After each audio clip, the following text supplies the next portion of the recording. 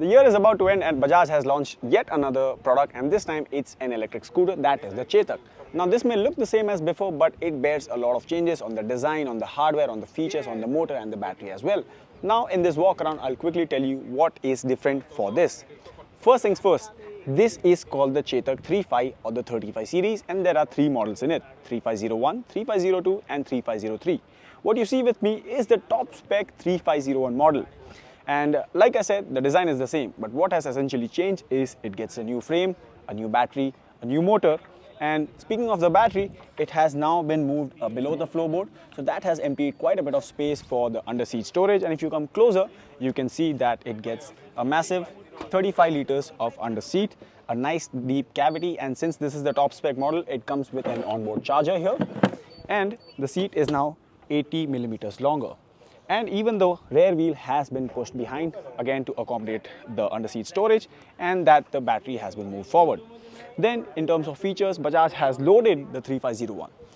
One of the most important things, one of the fancier bits here is this color TFT. Yes, it's a touchscreen, so you can get various options from adjusting your display brightness, your theme, your touch sensitivity to your vehicle info, your settings that includes connectivity features, navigation, music control, call and SMS, document storage, and a lot more. And then the 35 series gets a 3.5 kilowatt-hour battery, which offers it an IDC range of 153 kilometers, but the real world range should be about 125 kilometers. This is what Bajaj claims, but this is something we will also test in the real world in the coming months once the scooter is at the BikeWale office. It gets a 4 kilowatt-hour motor, which gives it a top speed of 73 kilometers per hour, quite similar to what the older Chetak had. And then in terms of hardware, you can see it gets the same monoshock setup at the front and at the back. And since this is the top spec 3501 model, as I mentioned earlier, it gets a front disc and a rear drum brake setup.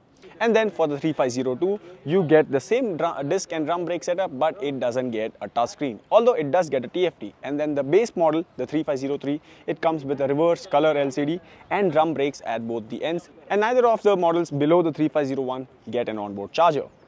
And in terms of ergonomics, you can clearly see it's quite easy to get your feet down. For reference, I am 5'10" and I can easily flat foot. The seat seems fairly spacious, and again, I'm not very tall, so there's the handlebar is not really fouling with my knee unless I am taking a complete U-turn. Then there's a little bit of the handlebar intrusion here, but again, that really shouldn't be a problem once you are in motion.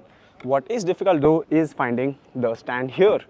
Now Bajaj has priced the Chetak 3501 at rupees 1,27,000.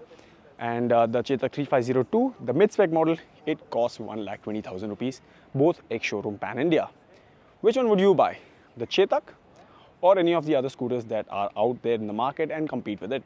The Ather, the Olas, and even the iQube. Let us know in the comments below.